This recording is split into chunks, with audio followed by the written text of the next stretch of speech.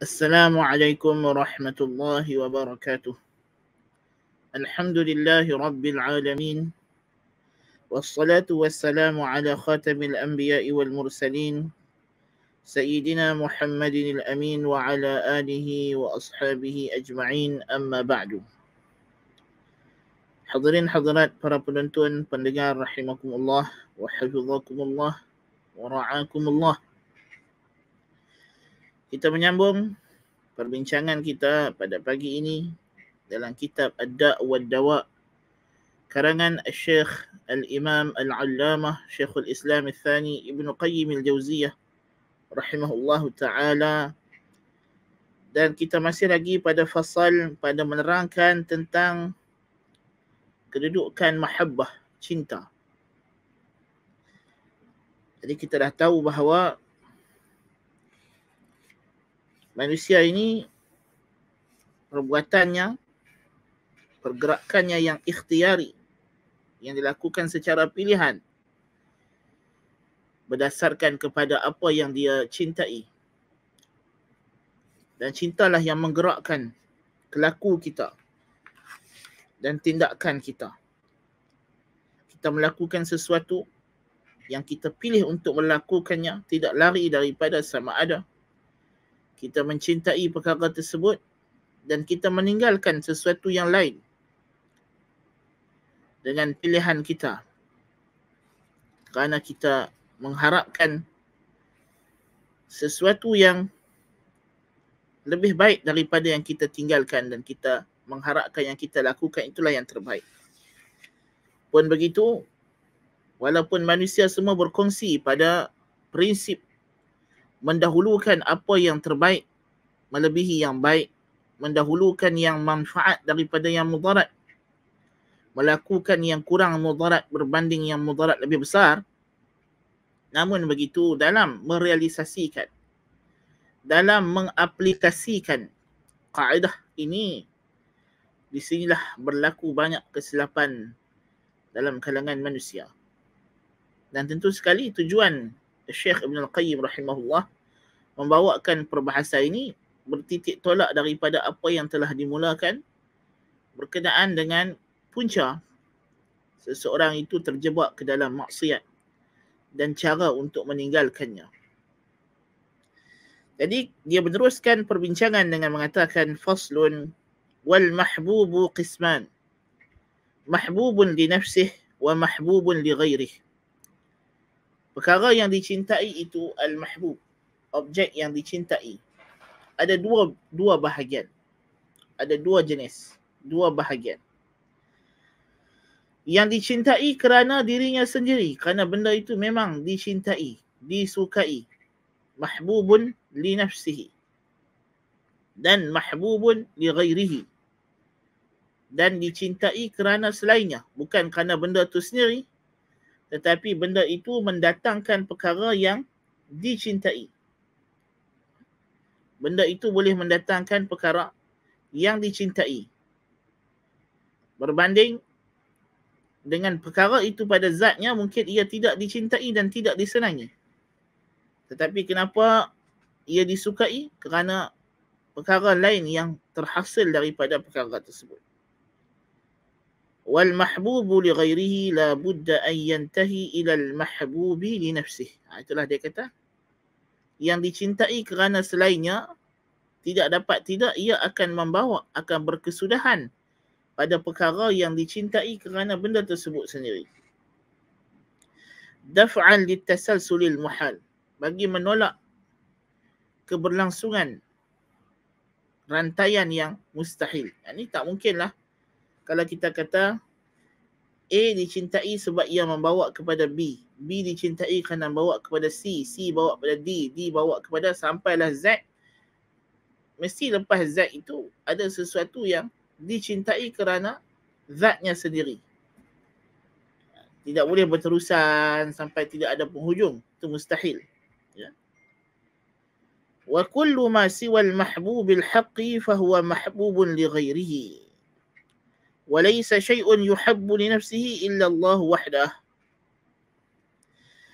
Dan semua yang selain daripada kecintaan yang hak, yakni cinta kepada Allah, ianya dicintai kerana selainnya.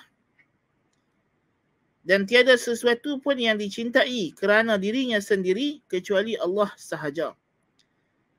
Wa kullu ma siwahu mimma yuhabbu fa innama mahabbatuhu tab'un li mahabbatir Rabbi ta'ala. Selain daripada itu, semuanya dicintai kerana cinta kepada Allah Subhanahu wa ta'ala. Inilah di antara perkara yang perlu kita fahami. Tidak ada cinta mutlak.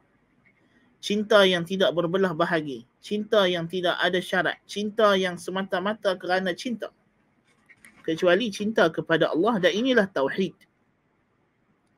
Dan mensyirikkan Allah dalam perasaan cinta inilah yang disebut sebagai syirik dan menjadi punca kepada syirik. Sebagaimana kita telah bacakan banyak kali ayat wa minan nasi man yattakhidhu min dunillahi andadan yuhibbunahum ka hubbillah. Apa jua cinta kepada selain Allah kerana zat benda itu sendiri pada dirinya, maka itu adalah satu pensyirikan terhadap Allah Subhanahu wa ta'ala. Kerana selain daripada Allah, ianya dicintai bukan kerana zatnya tetapi mengikut kepada rasa cinta kepada Allah Ta'ala. Dan kita telah perincikan jenis-jenis cinta sebelum ini pada kelas yang lepas, bahawa cinta itu sama, yang pertama sekali ialah cintakan Allah. Cintakan Allah sahaja tidak cukup untuk menjadikan seorang itu mukmin.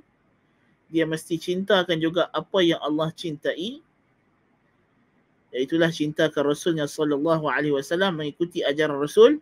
Qul in kuntum tuhibbunallaha fattabi'uni yuhibbukumullahu wa yaghfir lakum dhunubakum.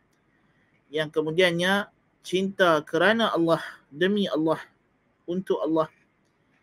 Dan yang syirik pula ialah cinta bersama dengan Allah sesuatu yang lain, seperti cinta kepada Allah. Na'udzubillah min dzalik, itu adalah cinta yang syirik. Dia kata wa kullu ma siwahu mimma yuhabbu fa innama mahabbatuhu tab'un li mahabbati Rabbi ta'ala ka mahabbati malaikatihi wa anbiya'ihi wa awliya'ihi fa innaha tab'un li mahabbati subhanahu wa hiya min lawazimi mahabbatihi fa inna mahabbatil mahbubi tujibu mahabbata ma yuhibbuh. Semua yang selain Allah yang dicintai, maka kecintaan kepadanya itu adalah mengikut kepada cinta kepada Allah Ta'ala. Seperti mencintai para malaikatnya, nabi-nabinya dan awali-walinya. Ini semua adalah mengikut kepada rasa cinta kepada Allah Subhanahu, dan di antara kelaziman rasa cinta kita kepada Allah kerana mencintai sesuatu melazimkan kita mencintai apa yang dia cintai. Karena kalau kita dah kata kita cintakan Allah, maka ini mewajibkan kita mencintai juga apa yang Allah Ta'ala cintai. وَهَذَا مَوْضِعٌ يَجِبُ الِاعْتِنَاءُ بِهِ فَإِنَّهُ مَحَلُّ فُرْقَانٍ بَيْنَ الْمَحَبَّةِ النَّافِعَةِ لِغَيْرِهِ وَالَّتِي لَا تَنْفَعُ بَلْ قَدْ تَضُرُّ. Dia kata apa? Ini adalah tempat yang wajib kita memberikan perhatian. Kerana inilah titik pemisah, garis pemisah yang membezakan di antara kecintaan yang bermanfaat. Kita mencintai sesuatu, of course, tidak ada benda dalam dunia ni yang lain daripada Allah Ta'ala yang kita cinta mesti bukan kerana dirinya sendiri. Mesti kerana benda lain. Jadi dia kata, di sini kita kena perhati. Manakah kecintaan kepada selain Allah Ta'ala itu yang memberi manfaat, mana yang tidak memberi manfaat, bahkan boleh jadi memudaratkan.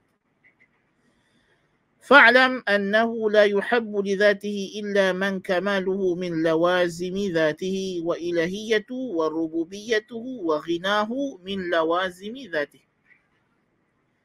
Ketahuilah, yakinlah olehmu bahawasanya tidak ada yang dicintai kerana zatnya semata-mata, melainkan yang siapa kesempurnaannya adalah kelaziman zatnya, dan ilahiyahnya, dan rububiyahnya, dan kekayaannya daripada kelaziman zatnya. Kita mencintai sesuatu adalah kerana kesempurnaan, keindahan sesuatu. Kita mencintai sesuatu kerana dia boleh memberikan manfaat yang mutlak kepada kita, yang boleh melindungi kita, menjaga kita. Kita mencintai sesuatu kerana kita tahu dia tidak perlukan apa-apa balasan daripada kita, sebaliknya dia memberi ganjaran atas rasa cinta kita kepadanya tanpa dia sendiri memerlukan ganjaran daripada kita. Semakin sempurna sesuatu itu dalam perkara ini, semakin ia dicintai. Dan tidak ada yang sempurna dalam perkara-perkara ini kerana zatnya sendiri, bukan kerana benda lain. Memang zatnya itu ialah sempurna, maha sempurna, maha kaya, tidak berhajat kepada selainnya, maha menjaga, memelihara makhluknya. Dan jiwa kita rasa untuk menghambakan diri kepadanya kerana memang itu adalah hakikat zatnya, dirinya, yang merupakan ilah yang disembah dengan penuh rasa cinta, takut dan harap. Siapakah dia itu? Tidak lain tidak bukan ialah Tuhan kita Allah Azza wa Jalla. Lain daripada Allah Azza wa Jalla tidak ada faktor-faktor yang mendorong untuk kita mencintainya kerana dirinya sendiri. Tidak ada. Hanya Allah Ta'ala yang memiliki sebab-sebab itu. Ya. وَمَا سِوَاهُ فَإِنَّمَا يُبْغَضُ وَيُكْرَهُ لِمُنَافَاتِهِ مَحَابَّهُ وَمُضَادَّتَهُ لَهُ وَبُغْضُهُ وَكَرَاهَتُهُ بِحَسَبِ قُوَّةِ هَذِهِ الْمُنَافَاةِ وَضَعْفِهَا فما كان أشد منافاة لمحابه كان أشد كراهة من الأعيان والأوصاف والأفعال والإرادات وغيرها. Dan apa yang selainnya juga dibenci kerana ia berlawanan dengan apa yang Allah Ta'ala cintai. Dan kebencian itu semakin kuat atau semakin lemah mengikut kepada sejauh mana ia berlawanan dengan apa yang Allah Ta'ala cintai.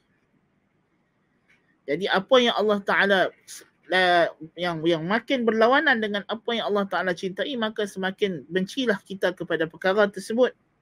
Sama ada benda tersebut ialah objek-objek atau sifat-sifat atau perbuatan atau kehendak dan selainnya. Yakni demikian juga kaedah ini terpakai kepada rasa benci. Bila kita kata kita mencintai Allah Subhanahu wa Ta'ala kerana zatnya dan tidak ada yang dicintai selain Allah, melainkan ukurannya ialah sejauh mana ia menghampirkan kita kepada rasa cinta kepada Allah, maka demikianlah kita membenci sesuatu itu tidak lain tidak bukan kerana ia benda yang menafikan, yang berlawanan dengan kecintaan kita kepada Allah Azza fi'ulahu. Berlawanan dengan rasa cinta kepada Allah, benda tersebut perkara yang dibenci oleh Allah Subhanahu wa Ta'ala. Semakin perkara tersebut berlawanan dengan apa yang Allah Ta'ala suka, Allah Ta'ala cinta, maka jiwa yang mencintai Allah akan semakin benci kepada perkara tersebut. فهذا ميزان عادل يوزن به موافقة الرب ومخالفته وموالاته ومعاداته.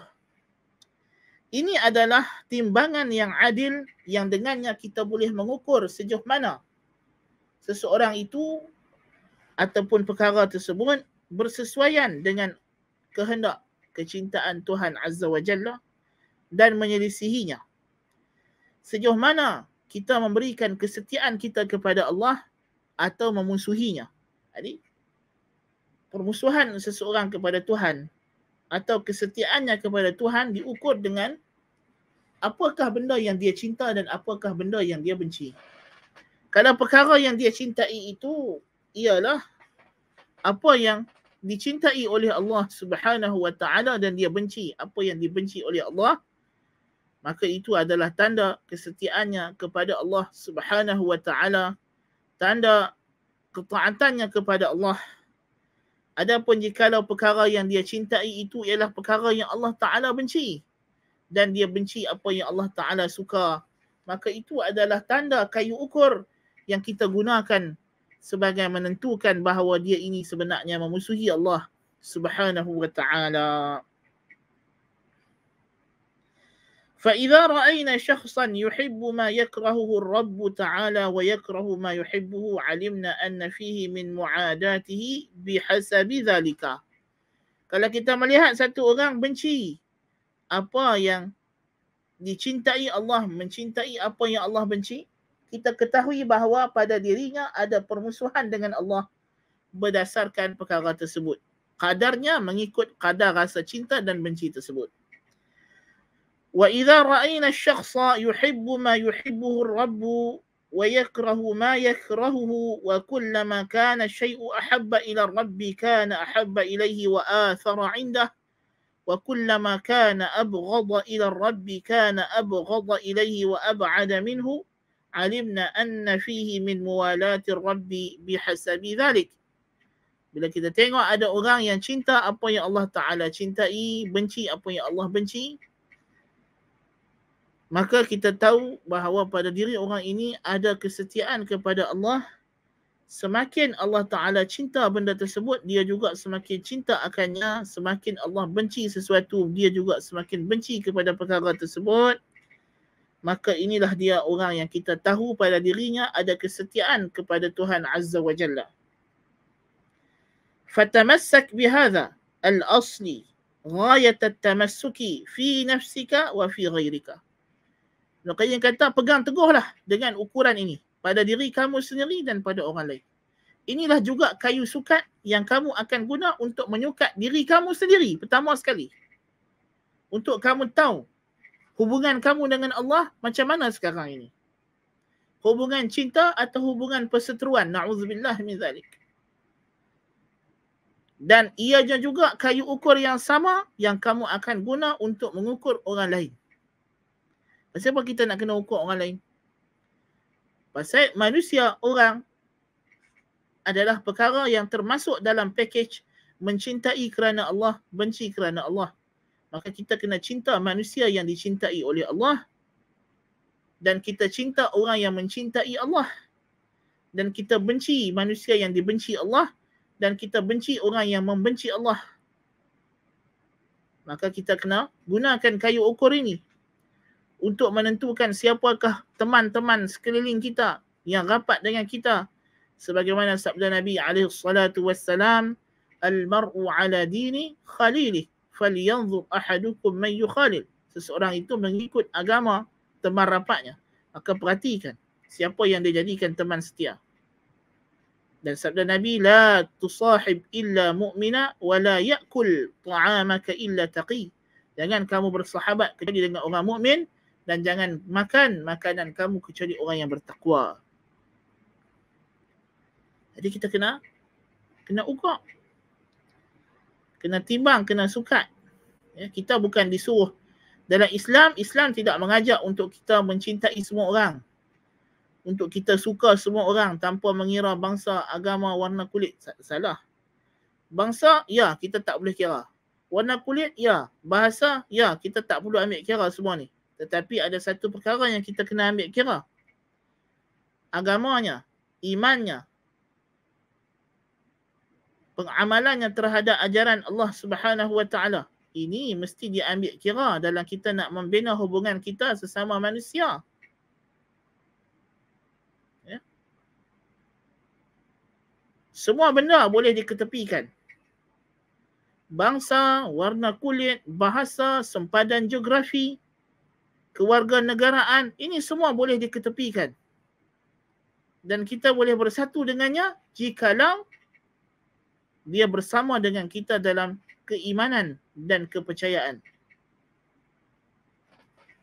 Dan semua yang tadi itu tidak menjadi apa-apa makna jikalau dia berselisih dengan kita dalam keimanan dan kepercayaan. Islam tidak datang untuk mengajak kita semata-mata berbuat baik, tidak. Tetapi Islam mengajarkan umatnya untuk menyebarkan kebenaran. Dan kebenaran datang bersama dengan kepahitan, bukan kemanisan.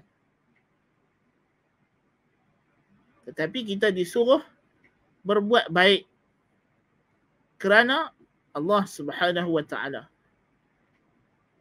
Kerana hendak mencari redha Allah Subhanahu wa taala. Itu adalah asas dan teras. Al-ikhlasu lil ma'bud wal ihsanu lil makhluk. Teras kita mencapai redha Allah, ikhlas kepada Allah dalam apa jua tindakan kita yang berbentuk ibadah, dan belas kasihan kepada makhluk.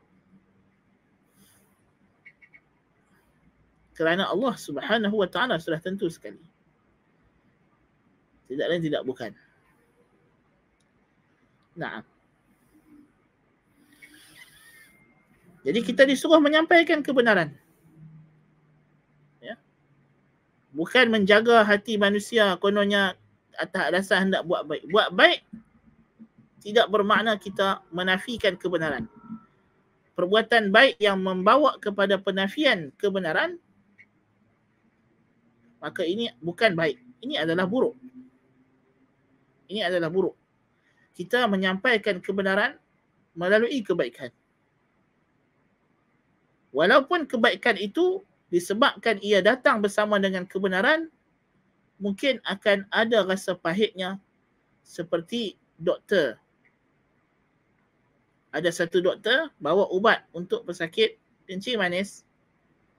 Satu lagi, datang satu orang lagi bawa coklat dan halawiyat. Ya. Siapakah yang dilihat baik kepada pesakit ini? Doktor yang bawa jarum nak suntik dia, atau ubat yang pahit untuk dia telan, atau orang yang bawa segala jenis gula untuk disuap kepada pesakit kencing manis? Ya. Kalau kita tanya ikut hawa nafsu dan syahwat, ikut apa yang sedap di mulut tanpa mengira kesudahannya dan kesan dan akibatnya, tentulah kita akan bagi kesimpulan yang salah. Kita kata orang yang bawa gula-gula dan juga halawiyat tadilah orang yang baik. Tetapi dia tidak membawa kebenaran. Baiknya itu membawa kepada kemusnahan. Ya. Baiknya itu membawa kepada kemusnahan. Sedangkan doktor yang dilihat sebagai jahat kerana bawa jarum nak cucuk sakit, sebenarnya dialah yang baik. Jadi di sini kita kena, Allah Ta'ala jadikan pada kondisi jasad kita dan perubatan bagi jasad adalah misal kepada kondisi bagi ruh dan perawatan ruh. Sebab tu kitab ni pun Ibn Qayyim sebut ad-da' wad-dawa, penyakit dan penawar. Walaupun dia bukan cerita pasal penyakit jasad, dia cerita pasal penyakit rohani. Penawar yang dibincang ialah penawar kerohanian.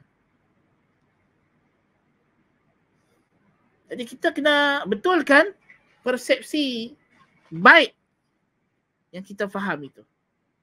Kindness. Wah, ini kata spread the kindness. Tetapi what is the value of kindness without truth? Tanpa kebenaran. Apa nilai kindness itu? Hakikatnya dia bukan kindness. Bahkan dia lebih hampir kepada cruelty, kekejaman. Ya. Hakikatnya. Allahul Musta'an. Kita terlalu mengukur kebaikan itu bila orang tu bercakap dengan cara yang lunak, cara yang lembut, yang pada anggapan kita dia tidak mengguris jiwa kita. So itu ukuran kita. Ukuran kita adalah syahwat kita. Bukannya apa yang Allah Ta'ala cintai atau apa yang Allah Ta'ala suka, bukan pada apa yang Allah Ta'ala tak suka dan benci. Tidak. Inilah masalah dalam mengaplikasikan prinsip ini. Manusia bersama pada aplikasi, pada prinsip, tapi berbeza dalam mengaplikasikannya. فالولاية عبارة عن موافقة الولي الحميد في محابه ومساخطه ليست بكثرة صوم ولا صلاة ولا تمزق ولا رياضة. Kerana kewalian itu, kedudukan yang dekat dan hampir dengan Allah itu adalah hakikatnya sejauh mana kita bersama bersetuju dengan Al-Wali Al-Hamid, yakni Allah Subhanahu wa Ta'ala, pada apa yang dia cintai dan pada apa yang dia benci. Bukan dengan semata-mata banyaknya puasa, salat, mengoyak-ngoyakkan baju dan juga melakukan ibadat-ibadat yang memberatkan diri. Bukan. Boleh jadi ada wali, dia tidak banyak solatnya, solat sunatnya, puasa sunatnya tak banyak. Ya. Tetapi dia menjadi waliullah, kasih yang Allah Ta'ala cintai, kerana dia bersepakat dengan Allah dalam kehendak Allah Ta'ala yang syar'i, dalam perkara yang Allah Ta'ala cintai, dan telah lalu perbincangan kita tentang hadis yang agung yang telah kita bacakan sebelum ini. Ya. Wal mahbubu li ghairihi qismani ayda. Yang dicintai kerana selainnya juga ada dua jenis, dua bahagian. Ahaduhuma ma yaltazzul muhibbu bi idrakihi wa husulih. Yang pertama ialah apa yang dirasai sebagai lazat dengan memperolehinya. Ada benda yang kita cinta kerana Allah, benda itu adalah baik dan menyeronokkan kita. Wathani ma yata'allamu bih walakin yahtamiluhu liifda'ihi ila mahbubihi ka syurbid dawa'il karih. Dan yang kedua, perkara yang pada zatnya adalah menyakitkan, tetapi dia sanggup menanggung keperitan tersebut kerana ia membawa kepada perkara yang disukai oleh Allah. Seperti orang sakit yang minum ubat yang pahit tadi kita kata. Dia sanggup minum ubat yang pahit. Dia sanggup menjalani prosedur yang mungkin akan mencacatkan tubuh badannya. Kerana apa? Kerana dengan cara tersebut dia akan mendapat sesuatu yang lebih dicintai. Itulah logiknya manusia. Dan ada benda yang kita cinta itu kerana benda lain, dia adalah benda yang menyeronokkan, yang seronok. Kita tengok dalam agama kita ini, dia ada dua perkara. Ada amal ibadah yang menyeronokkan, yang seronok kita sambut, kita buat. Dalam masa yang sama kita dapat pahala. Ya. Ada ibadah dalam bentuk makan dan minum. Kita makan dan minum untuk sahur dan untuk berbuka puasa, ibadah. Dan dia adalah perkara yang lazat. Ya. Ada perkara yang Allah Ta'ala redha, Allah Ta'ala suka kita buat, yang mana kalau kita buat kerana Allah, dia bagi pahala kepada kita dan benda itu sendiri melazatkan kita. Seperti hubungan seksual antara suami isteri. Ya. Kita berkasih sayang kerana Allah, kita berkawan dengan kawan-kawan kita yang membantu kita, yang meringankan beban kita, ia menyeronokkan kita. Dan dalam masa yang sama, bila kita niatkan perkara itu kerana Allah, Allah beri ganjaran. Dan Allah pun suka. Dan ada benda yang Allah suka, yang kita, kalau kita kata kita cintakan Allah, kita kena buat benda tersebut, tapi benda tersebut mungkin mendatangkan kesakitan dan keperitan kepada kita. Seperti jihad. Allah Ta'ala berfirman, Qala Ta'ala, Kutiba alaikumul qitalu wa huwa kurhul lakum. Telah diwajibkan ke atas kamu peperangan, sedangkan ia benda yang kamu tak suka, benda yang kamu benci. Akan berlaku padanya kematian, kecederaan, tetapi ia benda yang mesti. Sebab Allah suka. Inna Allah yuhibbul ladhina yuqatiluna fi sabilihi saffan ka'annahum bunyanun marsus. Allah Ta'ala suka orang yang berjihad, berjuang, berperang di jalannya, mempertahankan agamanya. Dan kata kutiba alaikumul qitalu wa huwa kurhun lakum wa asa an takrahu syai'an wa huwa khairul lakum wa asa an tuhibbu syai'an wa huwa syarrul lakum wallahu ya'lamu wa antum la ta'lamun. Diwajibkan berperang ke atas kamu sedangkan ia benda yang kamu tak suka. Boleh jadi kamu benci sesuatu sedangkan ialah yang terbaik untuk kamu. Dan boleh jadi kamu cintakan sesuatu sedangkan ia buruk untuk kamu. Dan Allah yang mengetahui dan kamu tidak tahu. Fa akhbara subhanahu anna al-qitala makruhun lahum ma'a annahu khairun lahum liifdha'ihi ila a'zami mahbubin wa anfa'ih. Jadi Allah bagi tahu bahawa peperangan dibenci secara tabiatnya oleh manusia. Sedangkan ianya baik. Jadi kita kata bukan semua kebaikan, kindness itu akan disukai. Ada kindness, kebaikan yang kita buat dibenci, tidak disukai, tetapi ia mesti dibuat kerana dia adalah kebaikan, dia adalah benefit, dia adalah perkara yang memberi manfaat kepada kita. Kerana perkara itu membawa kepada kebaikan yang lebih besar. Ya.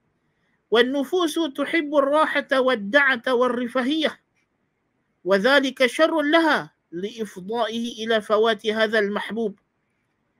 Jiwa manusia secara syahwatnya suka untuk rehat, seronok-seronok, ya.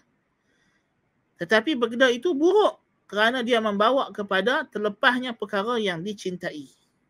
Ya. Macam pagi ni lah, kalau ikut kita, baik kita rehat pagi-pagi hari orang cuti, mungkin pergi berjalan, makan breakfast tak kedai mana sedap-sedap. Ya. Kena roti canai 5-6 keping. Ya. Tapi kita duduk tercongok depan telefon, depan laptop, depan televisyen untuk melihat satu orang yang tak apa-apa ini bercakap, bercerita. Ya. Kenapa? Kerana kita mengharapkan kebaikan yang lebih besar daripada aktiviti yang pada tabiat kita adalah boring, membosankan. Ya. Tetapi inilah yang memberi manfaat kepada kita.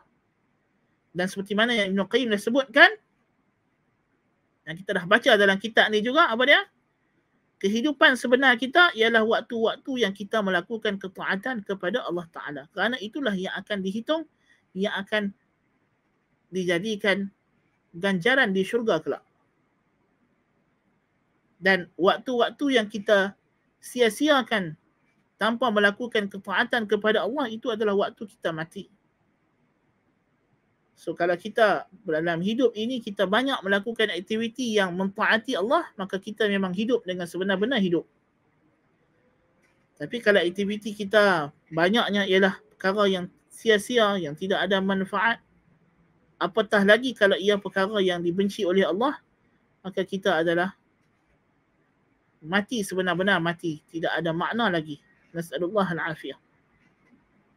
Ya. فالعاقل لا ينظر إلى لذة المحبوب العاجل فيؤثرها وألم المكروه العاجل فيرغب عنه فإن ذلك قد يكون شرا له بل قد يجلب عليه غاية الألم ويفوته أعظم اللذة بل عقلاء الدنيا يتحملون المشاق المكروهة لما يعقبهم من اللذة بعدها وإن كانت منقطعة. Orang yang berakal tidak akan mendahulukan kelazatan yang sementara yang kesudahannya adalah kesengsaraan dan kehilangan perkara yang lebih dicintai.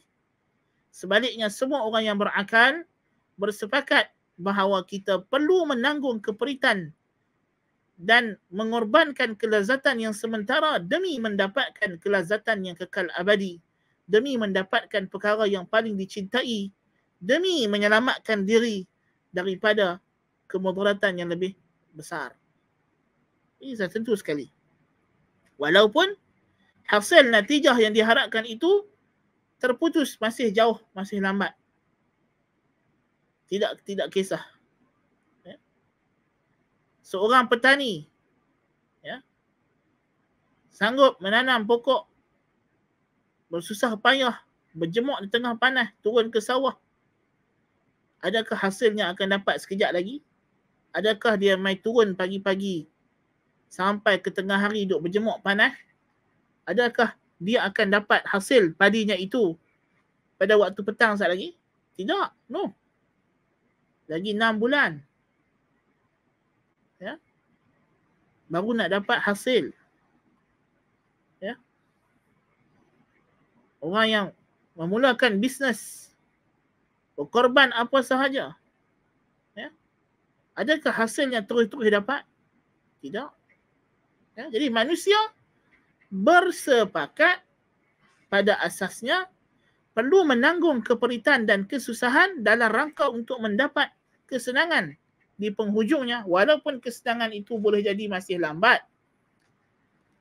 Tetapi bagaimana kita mengaplikasikannya? Adakah kita aplikasikan prinsip ini hanya dengan penilaian sempit keduniaan semata-mata, atau kita luaskan lagi maknanya kepada kebahagiaan akhirat?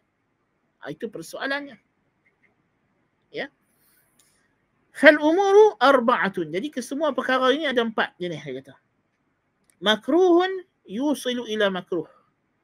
Benda yang dibenci bawa kepada perkara lain yang dibenci. Wa makruhun yusilu ila mahbub. Benda dibenci, tetapi benda yang dibenci ini membawa kepada benda yang dicintai. Wa mahbubun yusilu ila mahbub. Benda yang dicintai dan membawa kepada perkara yang dicintai yang lain. Wa mahbubun yusilu ila makruh. Dan benda yang dicintai yang membawa kepada perkara yang dibenci. Fal mahbubul musilu ila al-mahbub qad ijtama'a fihi da'il fi'li min wajhain. Benda yang dicintai yang membawa kepada yang dicintai terhimpun padanya 2 faktor untuk orang buat. Sebab itu banyak orang buat benda ni.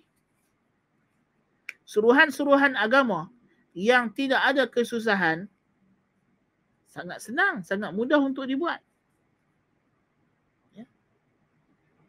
Kerana ia adalah perkara yang dicintai. Ya. Perkara yang dicintai. Ya. Dan membawa kepada perkara yang dicintai. Wal makruhul musilu ila makruhin qad ijtama'a fihi da'i tarki min wajhain. Demikian juga benda yang dibenci yang membawa kepada perkara yang dibenci. Telah terhimpun padanya 2 faktor untuk kita meninggalkannya. Semua orang benci rasuah. Semua orang benci penyalahgunaan kuasa dan harta. Semua orang benci itu dan ini daripada maksiat-maksiat yang juga menjejaskan kelazatan kita.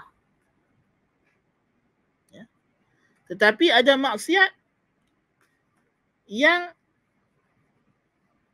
payah orang nak tinggal walaupun dia membawa kepada kemusnahan yang lebih dahsyat.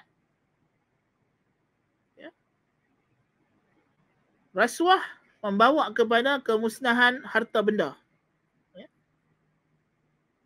Tidak menutup aurat membawa kepada kemusnahan maruah. Mana lebih dahsyat?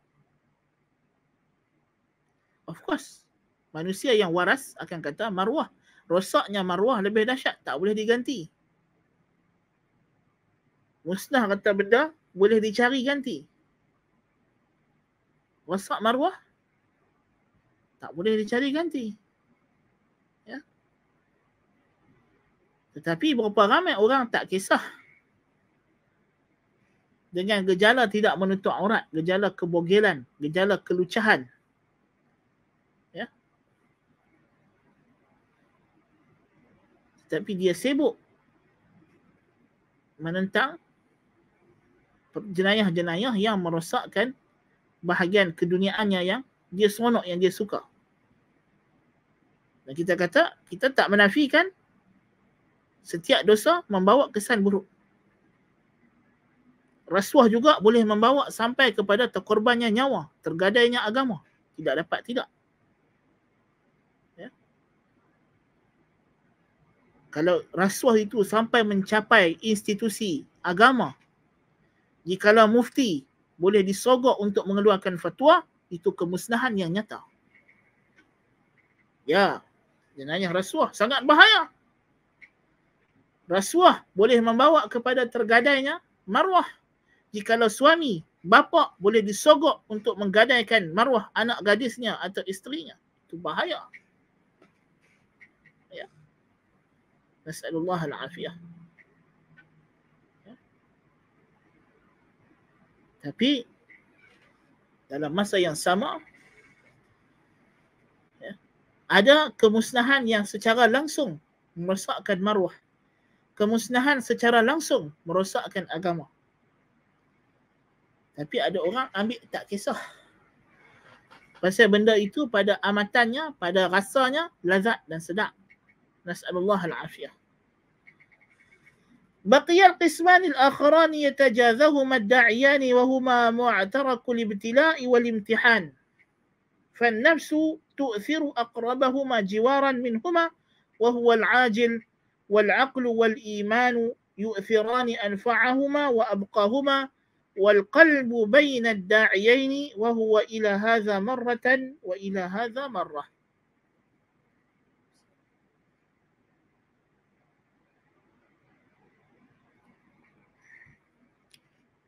Dia kata apa? Baki lagi dua jenis. Apa dia? Benda yang dicintai membawa kepada yang dibenci. Ya? Kan? Tadi dia dah sebut benda yang dicintai bawa kepada dicintai, benda yang dibenci bawa kepada yang dibenci. Tinggal benda yang dibenci yang bawa kepada yang dicintai. Dan benda yang dicintai bawa kepada benda yang dibenci. Yang ini ada dua arah yang menarik. Dan di sinilah terletaknya medan ujian kepada manusia. Jiwa syahwat akan mendahulukan yang paling dekat. Jadi kalau berhadapan dengan perkara yang dia suka tapi benda tersebut membawa kepada perkara yang dia benci, maka nafsu manusia tidak berfikir panjang. Dia akan ambil yang dia suka. Walaupun natijahnya adalah kesusahan, kepedihan, keperitan, kemusnahan. Seperti dosa-dosa dan maksiat.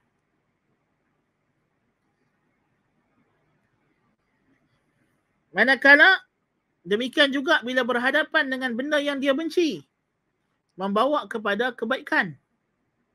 Kalau dibiarkan kepada jiwa, kepada nafsu sahaja, dia akan tinggal. Pasal apa dia tinggal? Pasal benda tu susah. Benda tu sukar nak dibuat.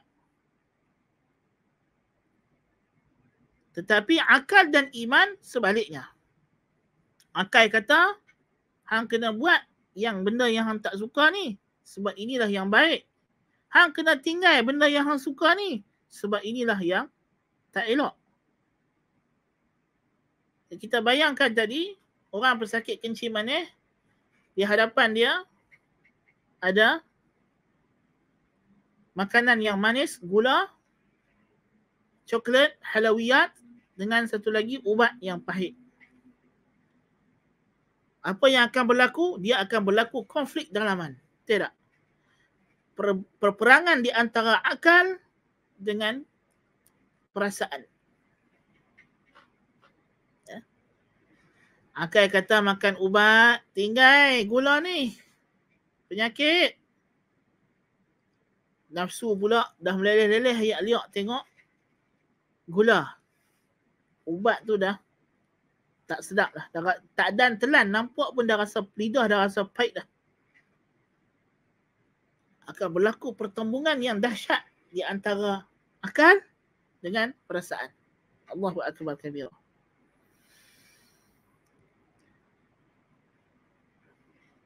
Manakala jiwa jantung, ruh, al-qalbu, perasaan, emosi akan berada di antara dua persimpangan. Sama ada kadang-kadang dia ditarik oleh syahwat, kadang-kadang dia ditarik oleh rasional. Jadi qalbun kita ini, dalaman ruh kita ini, dia sentiasa berada di persimpangan dalam waktu-waktu macam ini di antara syahwat yang nak menarik dia ke arah kemusnahan dan akal yang nak membawa dia kepada kesenangan dan kebahagiaan.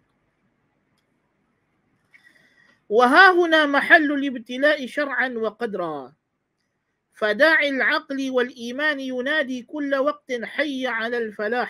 'Inda as-sabahi yuhmadu al-qawmu as-sura. يحمد القوم السرى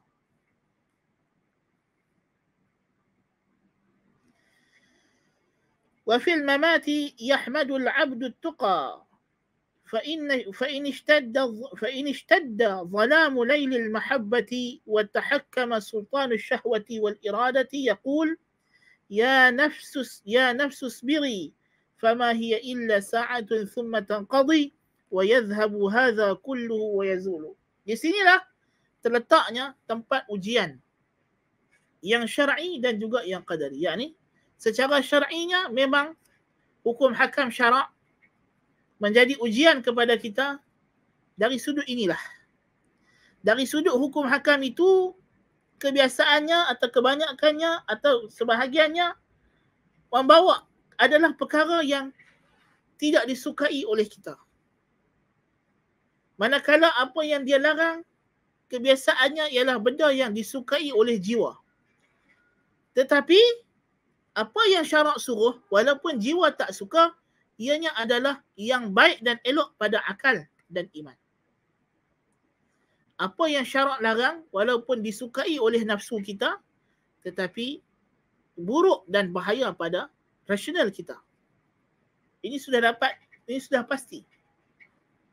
Sebab itu beragama ini dia mesti dengan rasional. Tidak boleh beragama dengan kecenderungan. Dengan syahwat. Kerana syahwat ialah musuh agama. Nafsu syahwat ini adalah musuh yang berlawanan dengan agama. Agama datang untuk membimbing rasional. Dan rasional adalah rakan setia agama. Rasional adalah teman setia wahyu yang akan sentiasa mengiyakan apa jua yang wahyu kata. Rasional tidak akan pernah membangkang wahyu, tidak akan pernah menentang agama.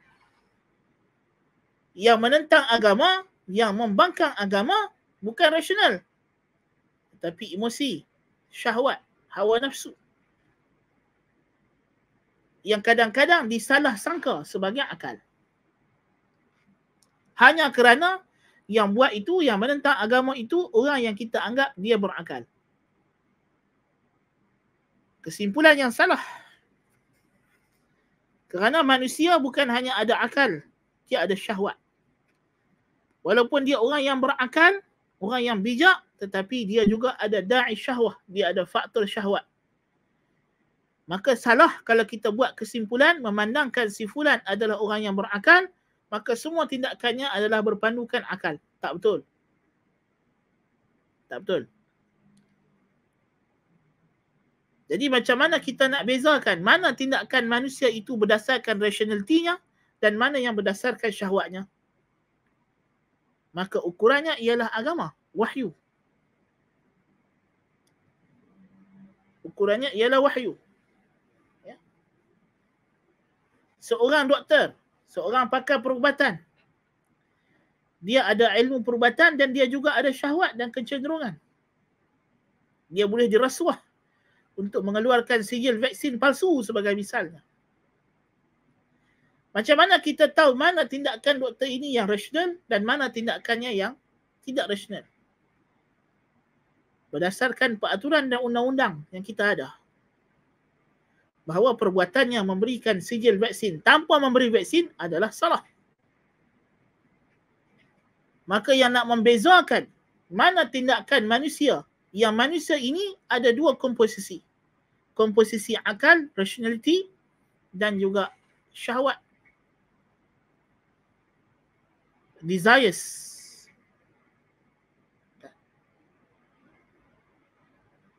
Jadi mana kita nak tahu mana tindakannya itu based on rationality dan mana satu tindakan dia, deeds dia based on desires, even dark desires. Mana kita nak tahu? Kita ukur dengan wahyu, dengan agama. Itulah dia. Kan? Maka faktor akal dan iman sentiasa menyeru setiap waktu. Marilah menuju kepada kejayaan. Jadi iman dan akal sentiasa menyeru kita kepada perkara-perkara yang benar, yang hak. Perkara-perkara yang membawa kepada kebaikan yang berpanjangan walaupun terpaksa menanggung kesusahan dan kesukaran dan kepayahan.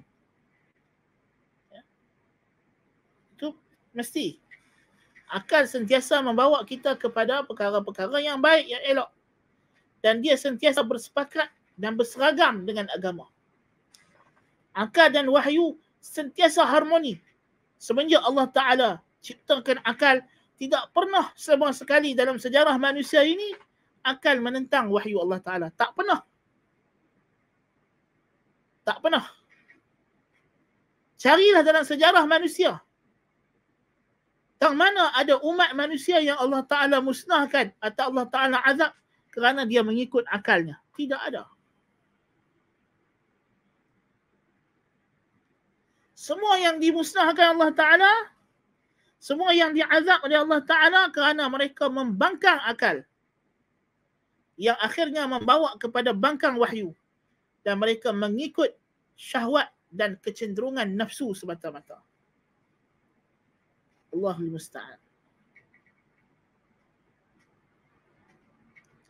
Manakala dalam sejarah manusia, sejak daripada Allah Ta'ala turunkan Adam AS ke muka bumi, sejak Nabi Adam AS melakukan kesalahan, terbukti bahawa akal sentiasa membimbing manusia ke arah yang lebih baik.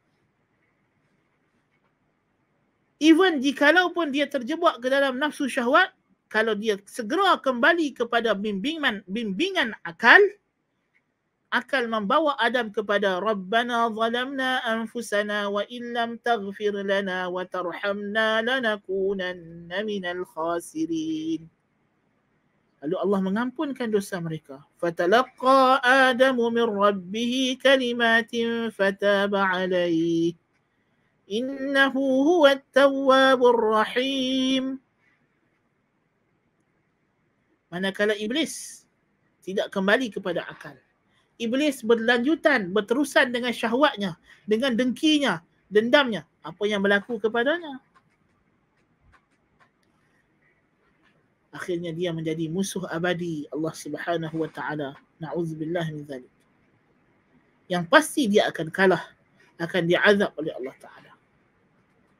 Iblis tidak pernah menyeru manusia dengan logik akal. Allah Ta'ala kata, fadallahuma bighurur. Iblis menunjukkan kepada Adam dan Hawa dengan ghurur, dengan perdaya. Bukan dengan akal. Ya? Iblis tidak pernah mengajak manusia untuk menggunakan rasionalnya. Iblis menunggang nafsu syahwat manusia. Nas'alullah al-afiyah. Sebab itu kita minta lindung. A'udzu billahi minasyaitonir rajim min hamzihi wa nafthihi wa nafthihi. Bisikan-bisikannya, adu dombanya, hembusan-hembusan beracunnya, cekikan-cekikannya. Ini semua yang dia gunakan untuk memperdaya kita dan membawa kita kepada kemusnahan. Na'udzubillah min dzalik. Dia tidak pernah menggunakan logik untuk merosakkan manusia. Ahli sunnah wal jamaah menyadari perkara ini. Sebab itu tidak ada mana-mana ulama ahli sunnah wal jamaah melabelkan mana-mana ahli bid'ah sebagai golongan akal. golongan rasional, tidak ada. Ahli bid'ah digelar sebagai ahlul ahwa'i ataupun ahlul hawa wal dhalal, ahli hawa nafsu dan kesesatan. Dan semua ulama ahli sunnah wal jamaah mengecam ahli bid'ah kerana mereka tidak menggunakan akal. Hanya baru-baru zaman sekarang sahaja kita dengar tiba-tiba ada golongan ahli bid'ah yang dinamakan, yang dijuluki sebagai aqlaniyun kononnya. Golongan yang menggunakan akal. Kerana mereka didakwa mendahulukan akal melebihi wahyu. Tidak. Ini salah.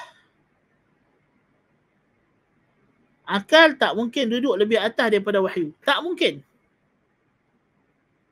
Tak mungkin.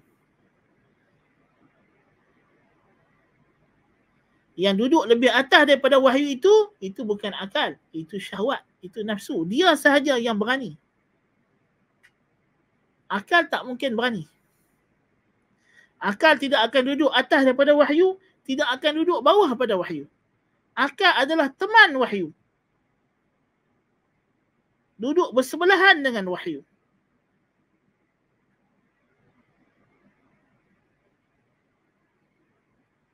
Tanpa wahyu, akal akan dicolek oleh syahwat. Tanpa akal, wahyu tidak akan difahami.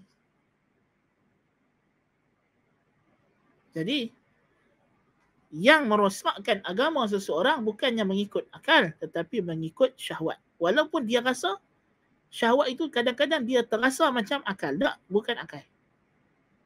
Akal adalah di sebaliknya. Inilah yang projek terbesar Syekhul Islam Ibn Taymiyah rahimahullah nak jelaskan kepada kita, inilah dia. Dia nak bagi tahu kata wahyu dengan akal tidak akan terpisah selama-lamanya. Dan tidak ada percanggahan antara wahyu dengan akal. Percanggahan itu hanya berlaku di antara wahyu dengan syahwat dan hawa nafsu sahaja. Nah.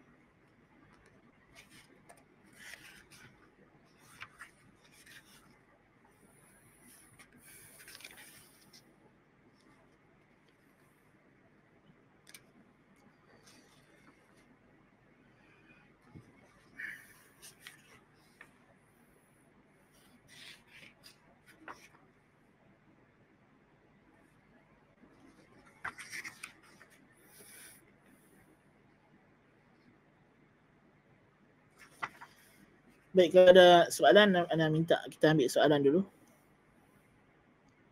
Kalau tak ada soalan. Baik.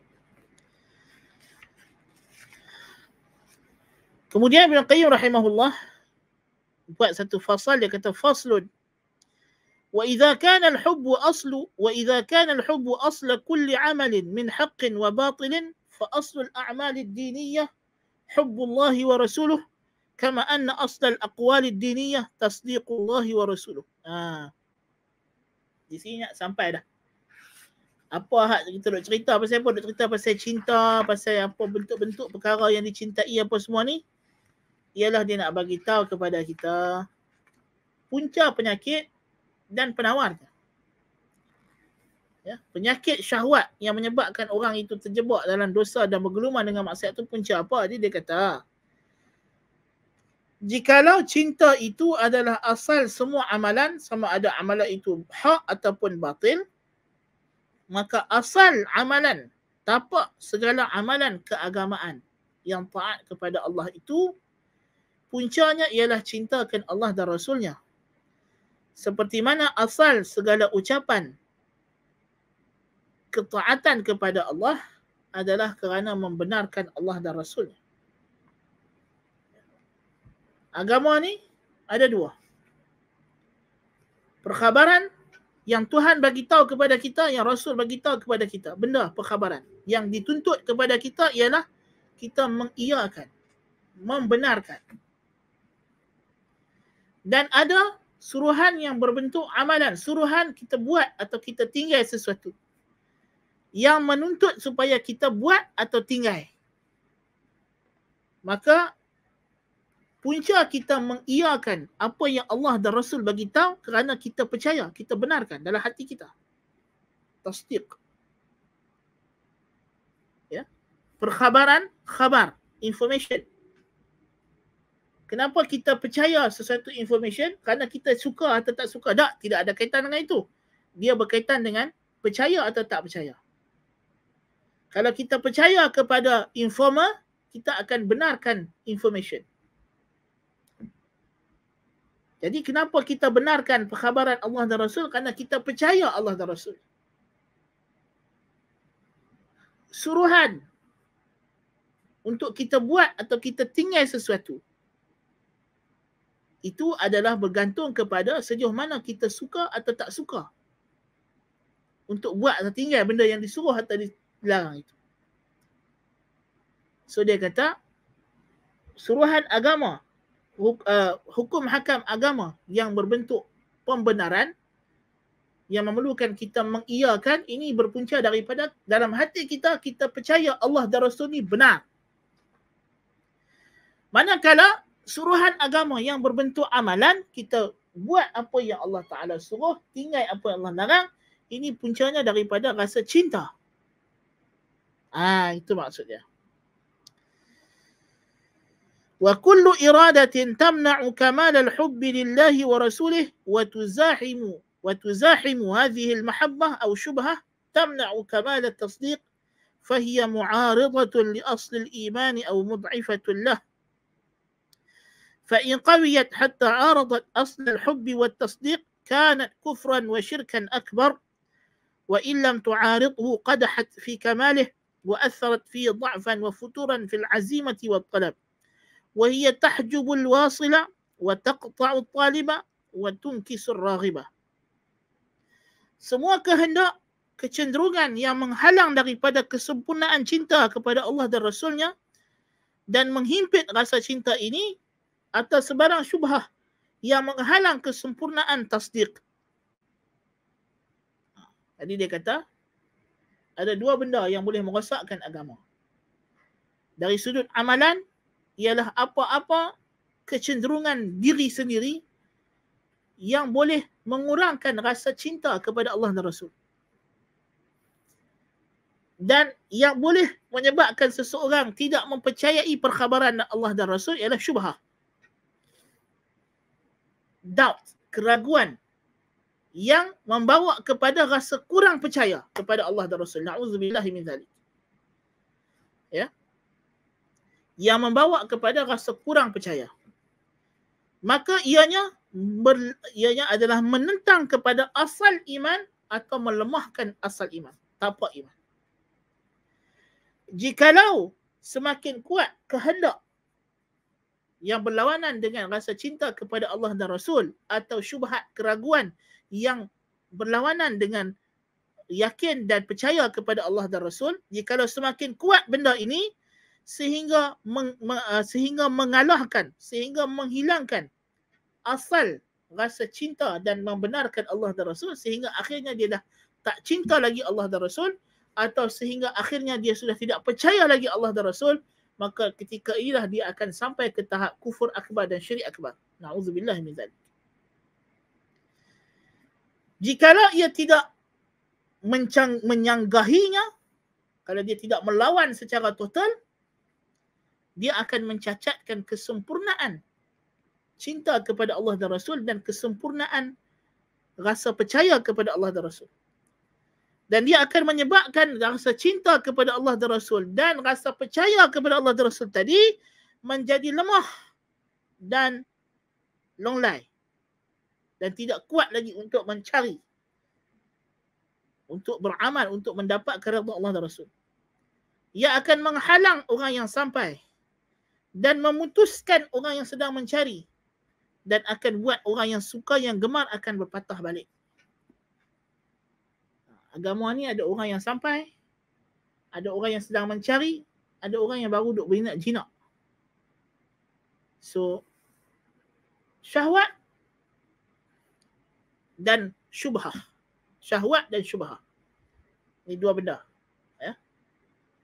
Syahwat ni bahaya dia, orang yang dah sampai boleh terputus. Na'udzubillah min dzalik. Na'udzubillah min dzalik.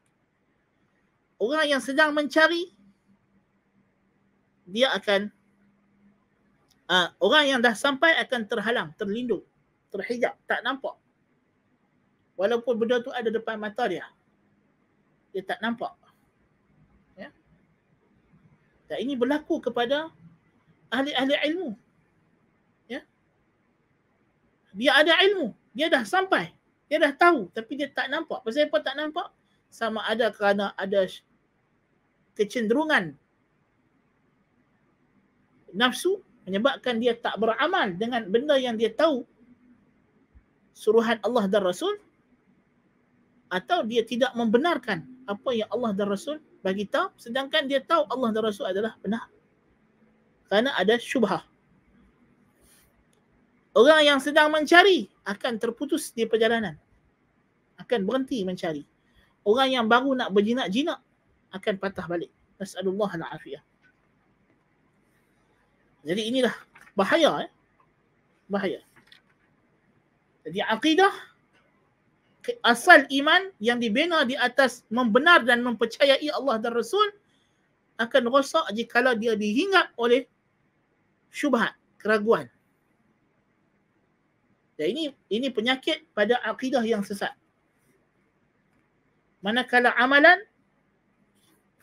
akan rosak, akan binasa kerana syahwat. Kerana kecenderungan diri yang menyukai sesuatu yang dibenci oleh Allah Subhanahu wa taala, atau tak suka benda yang Allah Taala suka. Jadi sebab itulah penyakit yang merosakkan agama ni adalah syahwat dan syubhat. Syahwat dan syubhat. Baiklah.